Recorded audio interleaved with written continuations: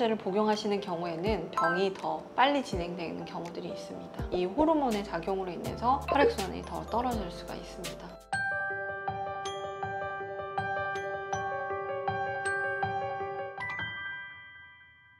안녕하세요. 다나하나지 흉부외과 문다나 원장입니다. 네, 하지정맥류가 악화되는 원인에 대해서 여쭤보려고 합니다. 생활 습관 중에 사실 저도 다리를 많이 꼬는데요. 다리 꼬는 행동이 하지정맥류와 조금 안 좋은 건지 궁금합니다. 네, 다리를 꼬는 행동은 어느 부분에 혈액순환을 막게 되는 행동이긴 한데 다리를 꼬는 원인 자체가 결국에 꼬지 않으면 다리가 불편해서 꼬는 경우가 더 많기는 하실 겁니다. 악순환이라고 보시면 될 것 같아요. 다리를 꿰므로 인해서 어느 한 부분에 혈관이 눌리면서 그 아래쪽으로 혈액이 정체되고 압력이 올라가면서 하지정맥류를 더 악화시킬 수가 있습니다. 의자 위에서 앞바다리를 하고 앉는 행동도 어떻게 보면 꼬는 네. 행동과 비슷한데 그 행동도 조금 무리가 갈 수 있는 건가요? 양반 다리를 하는 경우에도 어느 일정 부분에 압력이 들어가고 무게가 실리면서 혈액순환을 더 저해할 수 있습니다. 그러면은 계속 사실 장시간 앉아 있어야 되는 경우에는 어떻게 조금 다리 운동을 해주는 게 좋은 건가요? 가능하다면 다리를 쭉 뻗은 상태에서 종아리 근육이 움직일 수 있도록 발을 당겼다 밀었다 하면서 종아리 근육이 스트레칭 됐다가 수축되는 그런 느낌을 받는 게 좋으시고, 그게 어려우신 상황이라면 흔히 말하는 다리 떠는 자세처럼 뒤꿈치만 들어 올렸다 내렸다 하는 운동을 반복해 주시는 게 도움이 될 것 같습니다. 기저 질환으로 인해서 이제 약물을 복용하는 경우가 있으실 수 있는데 그런 경우에는 하지정맥류가 혹시 더 심해질 수 있는 약물들도 있을까요? 여성 호르몬이 하지정맥류의 큰 원인 중에 하나일 수 있습니다. 그래서 산부인과적인 질환을 이유로 인해서 호르몬제를 복용하시는 경우에는 병이 더 빨리 진행되는 경우들이 있습니다.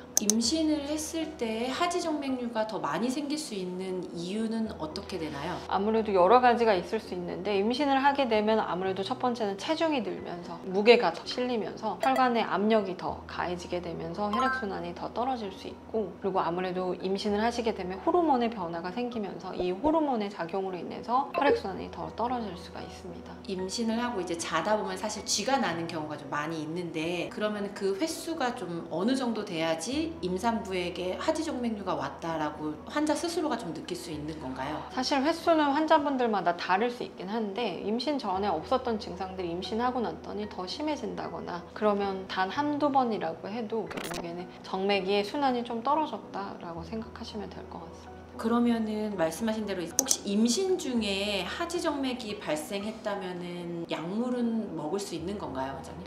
임산부들에게 많게는 한 80%까지도 발생을 할 수 있는데 그 경우에 복용하는 약물이 태아에 어떤 영향을 준다라는 보고는 없긴 하지만 그래도 임신 중에 약물 복용은 권장하진 않습니다. 이런 경우에는 압박 스타킹 착용만 권장하고 있습니다. 그러면은 임신했을 때 치료 방법에 대해서는 이제 압박 스타킹 정도로만 고려를 하고 계신 건가요, 원장님? 네, 대부분의 임산부들에게는 결국 적극적인 수술을 권장하기보다는 압박 스타킹 적용을 권장드리고, 대부분의 임신 때 생겼던 하지정맥류 증상들은 6개월 정도 지나면 대부분 증상이 호전을 보이고 있습니다. 그러면은 이제 임산부들에게 추천해 줄 수 있을 법한 생활 습관이라든지 운동이 혹시 있을까요? 임산부들에겐 아무래도 과격한 운동들은 힘들 거기 때문에 20분 내외로 짧게 하루 한 두세 번 정도 가벼운 산책 정도를 권장하고 있고, 압박 스타킹 착용을 권장하고 있고, 앉아서 쉬실 때도 다리를 내리고 쉬시기보다는 조금 더 높게 다리를 올려놓은 상태에서 쉬시는 걸 권장하고 있습니다. 그러면은 임신 말기에는 사실 몸이 많이 붓다시피 하는데 그 경우에도 압박 스타킹을 착용해도 되는 건가요?